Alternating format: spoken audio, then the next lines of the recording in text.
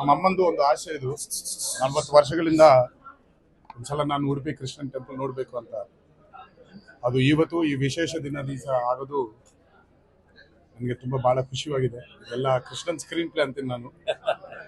ಅದು ಬೇರೆ ತುಂಬ ನಾನು ಇಷ್ಟಪಟ್ಟ ಫ್ರೆಂಡು, ನನಗೆ ದೇವ್ರು ಕೊಟ್ಟಿದ್ದ ಫ್ರೆಂಡ್. ನಮ್ಮ ರಿಷಬ್ ಅವ್ರ ಜೊತೆಯಲ್ಲಿ ಬರೆದು, ನಮ್ಮ ಪ್ರಶಾಂತ್ ನೀಲ್ ನಮ್ಮ ಡೈರೆಕ್ಟರ್ ಜೊತೆಯಲ್ಲಿ ಬರೆದು ಇನ್ನೂ ಭಾಳ ಖುಷಿಯಾಗಿದೆ.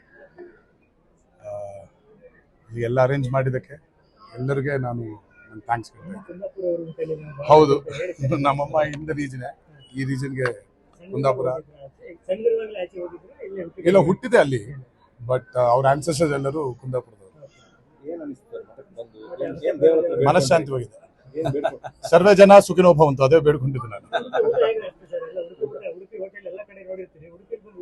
ಇಲ್ಲ, ನನ್ನ ಮನೇಲಿ ಊಟ ಮಾಡಿದ್ರೆ ಉಡುಪಿ ಊಟ. ಸೊ ಈ ತರ ಊಟನೇ ನಾನು ಊಟ ಮಾಡೋದು ಮನೇಲಿ. ರಿಷಬ್ ಅವ್ರದ್ದು ನೆಕ್ಸ್ಟ್ ಫಿಲ್ಮ್ ಏನು ನಿಮ್ಗೆಲ್ಲ ಗೊತ್ತಲ್ಲವೇ, ಏನಾಗ್ತಿದ್ವು ಅದು. ಅಂಡ್ ಮೇನ್ಲಿ ಅವ್ರಿಗೆ ನ್ಯಾಷನಲ್ ಅವಾರ್ಡ್ ಬಂದಿದೆ, ಅದು ಬಹಳ ಖುಷಿಯಾಗಿದೆ ನನಗೆ. Very worthy award to a worthy actor. ಅದ್ರ ಲಿಸ್ಟ್ ಹೇಳಕ್ಕಾಗಲ್ಲ.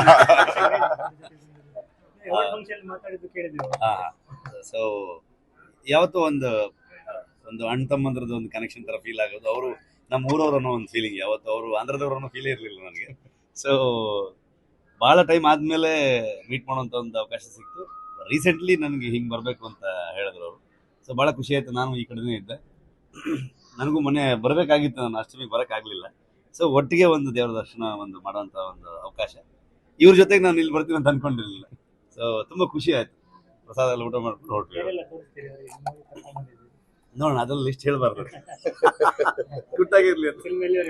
ನಡೀತಾ